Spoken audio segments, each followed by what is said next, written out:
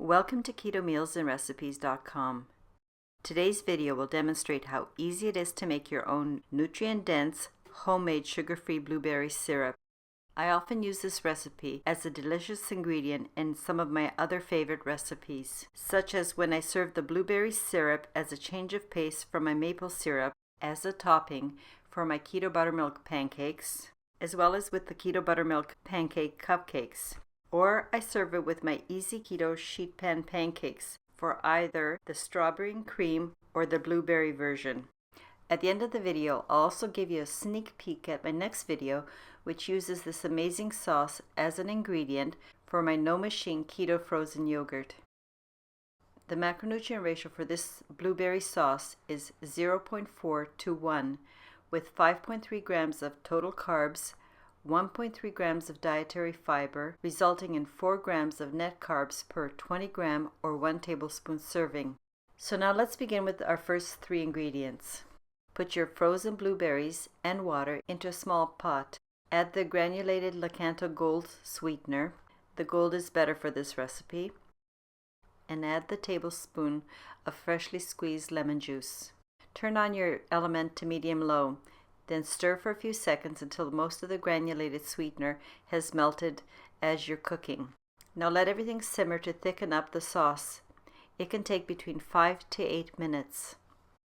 When your sauce is reduced and you notice that the syrup is starting to thicken up, sprinkle the 1/8 teaspoon of glucomannan over the surface.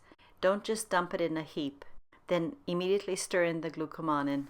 Your sauce may seem a little thin still. Don't be tempted to add more glucomannan because the overall sauce will thicken as it cools. And if you add more glucomannan, you'll find that it'll get too thick and solid even at room temperature. Then simmer for about 1 to 2 more minutes to have your sauce thicken up just a bit more. At this point, taste for sweetness and adjust if necessary. Your sauce should have about the same sweetness as the raw blueberries. And don't forget, you will be adding the sauce as an ingredient to other sweet foods. Next, ladle your cooking sauce into a blender or bullet type machine.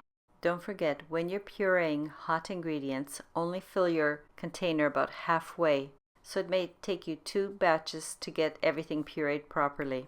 Add the MCT oil half at a time. Puree for 20 to 30 seconds and until you notice that the sauce is very creamy and silky looking. Repeat this process and don't forget to add the rest of your MCT oil in the second batch. Then combine the 2 batches of pureed sauce and stir them well. Then let your blueberry sauce cool a bit. As you can see, the sauce has a smooth but thick consistency at room temperature. To show you the viscosity of the sauce, I'm pouring it into this serving glass.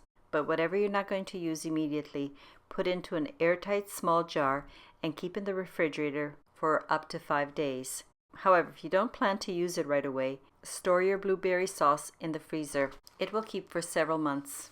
For my next recipe, I allowed the blueberry sauce to completely cool to room temperature, and I used it to make my blueberry ripple, and my blueberry cheesecake no machine yogurt, which incidentally will be the next video I post. Thank you for taking the time to watch this video. I hope you will return to watch the making of my frozen yogurt recipe.